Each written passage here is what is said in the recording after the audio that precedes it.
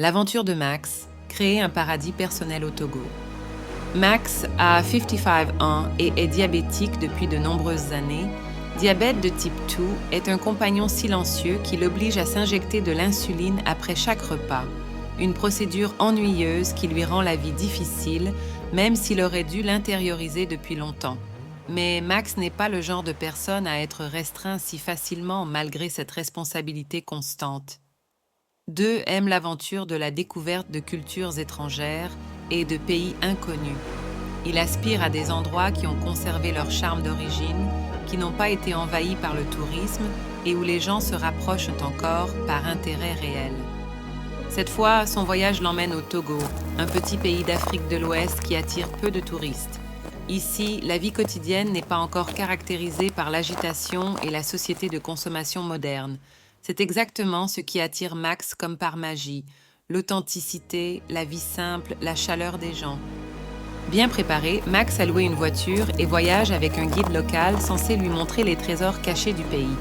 Pour son insuline, il dispose d'une petite glacière reliée à l'allume-cigare de la voiture.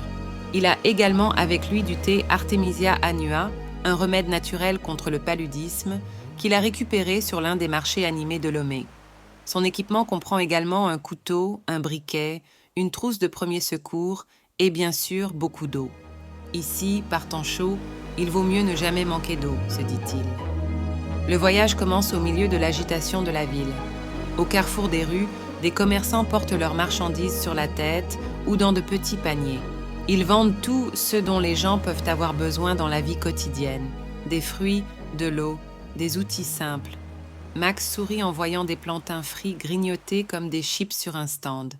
L'odeur de la viande grillée et des noix de coco fraîches flotte dans les rues.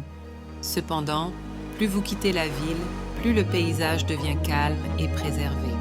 Les maisons deviennent plus simples, certaines sont encore construites traditionnellement en terre cuite. Les enfants jouent dans les rues poussiéreuses, les chiens somnolent à l'ombre des arbres, tandis que les femmes aux robes colorées vont chercher de l'eau au puits. Au bout d'un moment, Max et son guide quittent la route asphaltée principale et s'engagent dans un chemin de terre. La voiture est beaucoup secouée, mais Max apprécie l'aventure. Ils sont presque seuls ici. Ce n'est que de temps en temps qu'une moto arrive vers eux et que parfois de petites fermes apparaissent au bord de la route. Un petit village apparaît au loin avec un petit marché. Mais aujourd'hui, ce n'est pas un jour de marché et la plupart des étals sont vides. Max s'arrête, sort et prend une profonde inspiration. « Waouh !» dit-il à son guide. « Regardez ça, le silence absolu. Pas de bruit de voiture, pas de foule. Juste le chant des grillons et le chant des oiseaux. La nature intacte, l'atmosphère paisible, tout semble parfait. Ce serait l'endroit idéal pour construire quelque chose de votre choix. Imaginez un petit lac, quelques bungalows simples tout autour, des panneaux solaires sur les toits, un refuge pour ceux qui veulent se détendre et profiter de la nature. Max a déjà en tête son petit paradis, un endroit où l'on peut se détendre, loin du stress du quotidien. Il imagine un lac où les invités peuvent attraper leurs propres poissons, accompagnés uniquement du bruissement des feuilles et des éclaboussures de l'eau. Une retraite saine pour les gens comme moi qui veulent faire quelque chose de bien pour leur santé, on pourrait vraiment ralentir ici, s'enthousiasme-t-il. L'idée ne le lâche pas. Il décide rapidement de demander au guide si ce terrain est à vendre.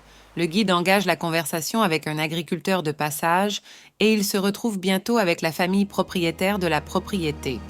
Après de courtes négociations, un accord est trouvé. Max possède désormais 8 hectares de terrain pour l'équivalent de 50 000 francs suisses. Il scelle l'achat chez un notaire et fait vérifier tous les documents pour s'assurer que tout est officiel. L'enthousiasme de créer son propre refuge l'envahit complètement. Max engage un avocat pour l'aider à créer une entreprise. Une entreprise, c'est non seulement l'indépendance, mais cela lui garantit également un permis de séjour de 5 ans. Les formalités sont simples et dans les 3 mois qui suivent, jusqu'à la délivrance des papiers, Max prévoit de tout préparer en Suisse, vendre sa maison, emballer ses affaires et enfin dire au revoir à son ancienne vie. De retour en Suisse, il se met au travail.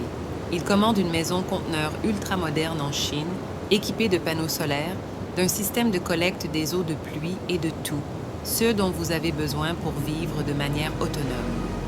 Dès que la commande est passée, Max planifie déjà les fondations sur lesquelles reposera sa maison conteneur. Dès son retour, il construirait sa nouvelle vie, se dit-il. Il veut décider spontanément s'il commandera plus tard d'autres maisons en conteneur ou construira des bungalows traditionnels. Un nouveau chapitre commence pour Max. Il réalise enfin son rêve de créer une oasis de paix et de santé, un lieu pour les personnes qui souhaiteraient recharger leur batterie, détoxifier leur corps et se concentrer entièrement sur ce qui est important. Max vit son rêve pendant que d'autres rêvent encore. Réaliserez-vous également votre rêve?